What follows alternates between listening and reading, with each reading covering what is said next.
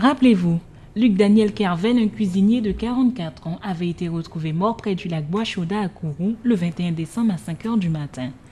L'enquête sur la mort de cet homme est résolue. Les autorités judiciaires l'ont annoncé vendredi lors d'une conférence de presse. L'enquête a balayé toutes les pistes crapuleuses, les pistes familiales, les pistes de voisinage, le hasard.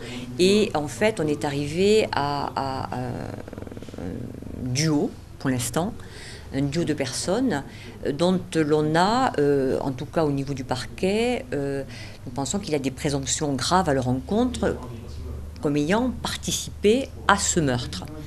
Luc Daniel Kervel a reçu plusieurs coups de couteau alors qu'il sortait d'une boîte de nuit. Il y a aujourd'hui déféré 2 personnes et c'est le travail minutieux de 4 mois d'enquête sur divers plans et volets en fait à la fois techniques et des pistes d'enquête qui ont conduit à cette présentation aujourd'hui de 2 personnes. 2 jeunes hommes âgés de 22 à 24 ans ont été mis en garde à vue puis en examen pour meurtre ayant suivi un crime. En l'occurrence, il s'agit d'un braquage. Il encourt la perpétuité. La population de Kourou peut être en tout cas rassurée sur actuellement le démantèlement de ce duo, pour l'instant, contre lequel il y a des présomptions graves d'avoir commis ces faits-là. Alors je rappelle qu'il y a évidemment une présomption d'innocence, qu'il y a un travail, ils vont être assistés d'avocats, il y a un travail aussi de loyauté de la preuve qui va être vérifié pendant l'information également. Plus d'une centaine de personnes ont été entendues. Une longue enquête a permis l'arrestation de 2 individus déjà connus des services de police. Du 14 au 31 mai, les accueils de la Caisse d'allocation familiale seront fermés. Selon la direction de la CAF, cette mesure est nécessaire pour permettre un traitement plus rapide des demandes. L'accueil sur rendez-vous sera assuré uniquement pour les personnes qui ont reçu un courrier du service social, pour ceux qui souhaiteraient effectuer une demande d'RSA, pour les situations d'extrême urgence ou pour ceux qui ont déjà un rendez-vous fixé avant l'annonce de la période de fermeture. L'accueil téléphonique reste ouvert, où les bénéficiaires de l'allocation sociale pourront joindre leur conseiller du lundi au vendredi de 7h30 à 13h et les lundis et jeudis de 14h30 à 17h. Les bornes interactives de la CAF resteront également à disposition. Pour la prise de rendez-vous ou plus d'informations, il suffit de téléphoner à la Caisse d'allocation familiale ou envoyer un courrier sur le site internet de la CAF. Le site est aussi un outil qui permet de suivre les dossiers et accomplir certaines démarches sans effectuer de déplacement. La réouverture de l'accueil de la Caisse d'allocation familiale est prévue pour le 31 mai.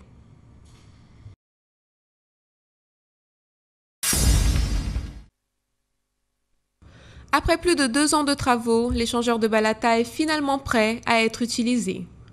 Son ouverture à la circulation est prévue pour demain. Le chantier, qui a débuté en novembre 2011, avait son coût initialement estimé à 16 millions d'euros.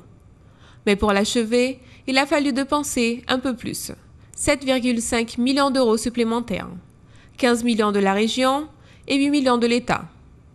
Selon la région, près de 40 000 véhicules circulent sur cette voie chaque jour. Le but de l'échangeur est de fluidifier et sécuriser le trafic sur la région. Éviter les bouchons permettant aux voitures circulant sur la route nationale 1 de rejoindre directement la voie rapide.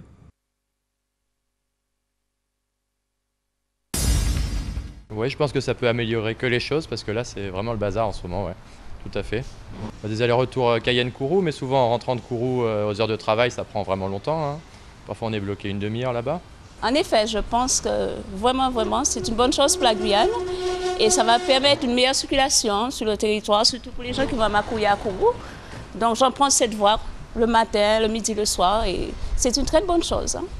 Disons que pour les habitants de Makouria, moi j'habite sur Makouria, je pense qu'il y aura une grande amélioration, que ce soit en descendant ou en remontant, hein. Et par contre, je pense que pour les habitants de Matoury, je n'ai pas une vue d'ensemble, hein, de ce qui sera fait, mais il me semble que pour Matoury, ce sera encore un problème. Voilà, donc je pense qu'il y aura encore des files d'attente, il y aura encore des embouteillages, hein. Ça dépend. Donc ça peut prendre en tous les cas, actuellement, ça peut prendre une demi-heure, hein, sortant de Macoria pour se rendre à Cayenne. Eh ben, on espère que ça va améliorer les choses parce que c'était pas très praticable juste avant. Donc après, il faudrait mieux qu'ils fassent une sortie et une entrée au niveau de Carrefour, plutôt au niveau du Snack Élysée, surtout dans les deux sens. Ben, pour moi, oui, puisque vu que j'habite sur Macoria, donc ça pourra changer quelque chose. Moins d'embouteillage, un accès plus facile à la RN1. Donc oui, effectivement, ça changera quelque chose. Normalement, je dois prendre 15 minutes, mais avec l'embouteillage et tout, je prends un peu plus de 20 minutes, voire 1 heure des fois.